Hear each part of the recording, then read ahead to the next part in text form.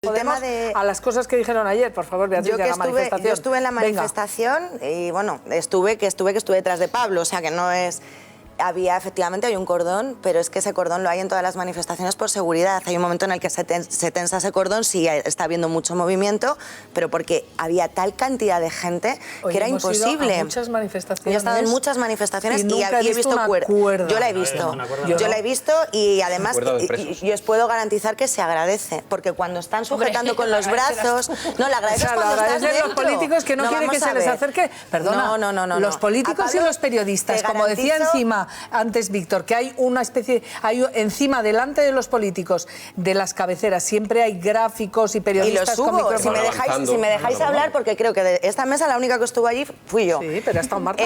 A Pablo, y creo que es una cuestión además que a mí en cierto momento sí me llegó a preocupar, se le acercaba cualquiera. Y cuando digo cualquiera. O sea, había gente de seguridad. El contacto con el pueblo. Se acercó todo el mundo. Y de hecho había en ciertos momentos un nivel de... Teníamos gente de seguridad alrededor que era un poco preocupante, porque cuando digo cualquiera es que cualquiera, sin saber lo que puede llevar en el bolsillo, se estaba acercando muy cerca. Y había gente emocionada porque le había tocado la coleta a Pablo llorando de emoción, pero también había gente que nunca sabes con qué intención se puede acercar. Eso es el liderazgo, Beatriz. No, me estoy refiriendo a que las medidas de seguridad de las que estáis hablando no fueron así. O sea, fue una cuestión en la que en muchos momentos hubo y precisamente una cierta falta de organización y además... ¿Y por qué no salió a hablar a la prensa? Se le cita a la prensa delante del Círculo de Empresarios y como dice Carlos, se da la fuga. Círculo de Bellas Artes. Modelo huida.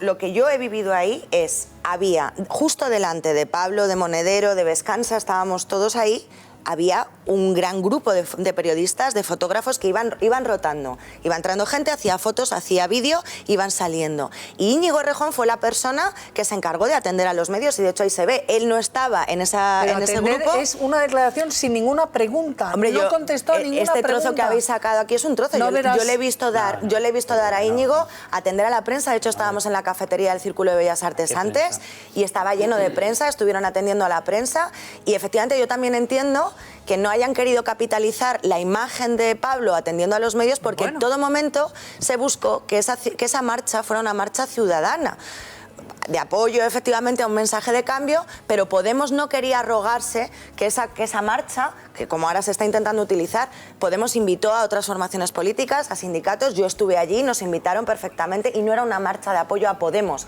era una marcha de apoyo al cambio para hacer caer, entre comillas, la imagen del gobierno que tenemos ahora mismo. La ciudadanía no lo quiere. ¿Tú crees que no fue una manifestación de partido, no?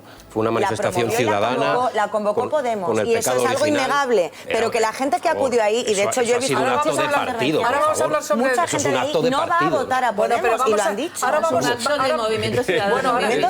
Vamos, qué confusión. Oye, yo no voy a votar a Podemos. Oye, ¿me podéis hacer un poquito de caso con el... Vamos a organizar el debate, porque son muchas las cuestiones sobre quiénes estaban, sobre miembros del Partido Socialista, miembros de otros partidos o no. Si os parece, lo hablamos ahora. Me gustaría que viéramos algunas de las cosas que allí se dijeron. Por ejemplo, Monedero, en el escenario, dijo cosas como esta. Nos expulsan de España, nos desemplean, nos precarizan, nos quieren regresar a la ignorancia, nos asustan y amenazan, nos quieren hacer inferiores, nos convierten en sospechosas por ser dueñas de nuestro cuerpo, nos abandonan y encima nos echan la culpa. Teníamos que movernos al precio que fuera. Paguemos el precio y el peaje que nos quieran cobrar estos heraldos de la muerte. Hemos decidido desterrar el miedo, el mismo que el gobierno quiere convertir en una política de Estado. Bueno, nos dice Cintia, otra redactora de esta casa, Cintia Díaz, que no es así, que ninguno de los periodistas, y de hecho todos estaban enfadados, Beatriz, pudieron hablar con Errejón. Entró directamente, después de decir, voy a decir esto y no hago declaraciones, entró y que nadie pudo hablar con él. Eso es lo que nos acaba de decir Cintia. Bueno, esto es lo que estamos contando que hemos vivido los medios de comunicación. A lo mejor desde el otro lado, pues pensabais que se estaban diciendo, haciendo declaraciones, etcétera, etcétera. Ahí ya hemos visto que hago esta declaración y nadie me pregunta. Y me dice que en el camino al círculo nadie pudo preguntarle. Pero bueno, vamos a los hechos. Nos expulsan, nos convierten en sospechosos, nos echan la culpa de todo, que es lo que acaba de decir Monedero. ¿Eso es así, Beatriz? A ver, yo creo que... ¿Se ha convertido en sospechoso Podemos? No sé si podemos, echa, pero desde luego expulsa. las críticas que se le hacen a algunos dirigentes, como por ejemplo es Monedero, y Monedero no es santo de mi devoción, o sea, él lo sabe y lo sabe todo el mundo, lo que ha pasado esta semana en el país lo hemos visto. O sea, eso es una aberración y vosotros como profesionales del periodismo nos queda más remedio que reconocerlo. En los titulares de Monedero... No, estoy hablando del currículum. Estoy hablando del currículum académico. Oye, o sea, pero si no ha presentado las invitaciones de las universidades, ha sacado fotos. Él ha tenido que recular el país y la defensora del lector ha tenido que decir que han sido datos erróneos, porque además si te leías la información eran datos erróneos lo que decía, porque nadie había dicho que no hubiera estado allí, sino que no se acordaban. Y además ha demostrado que estaba y la defensora del lector ha tenido que reconocer a raíz de las críticas el error de la publicación de la información del diario €400.000 lo que dijo el país es mentira. Ah, pues allá el diario El País, pero lo gordo, que es mentira. Lo importante son los 425.000 euros que ingresa en su sociedad.